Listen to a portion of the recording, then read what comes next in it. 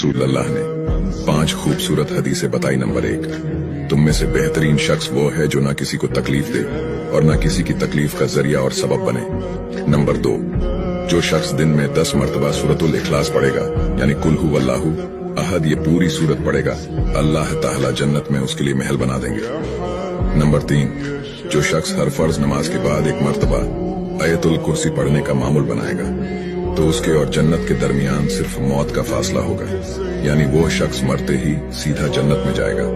Number 5, जो शख्स घर से निकलते वक्त ये दुआ पढ़ेगा, बिस्मिल्लाहि तवक्कलतु अला अल्लाह ला हौला वला कुव्वता इल्ला बिल्लाह, तो अल्लाह ताला शैतान के शर से उसकी हिफाजत फरमा देता है और जिस काम को वो निकला अल्लाह ताला उसमें आसानी पैदा फरमा देता है। नंबर 5, रसूल अल्लाह ने फरमाया, वो शख्स हरा भरा रहे, हंसता खेलता रहे, जो शख्स मेरी हदीस सुने उसको महफूज रखे और उसको दूसरों तक पहुंचाए।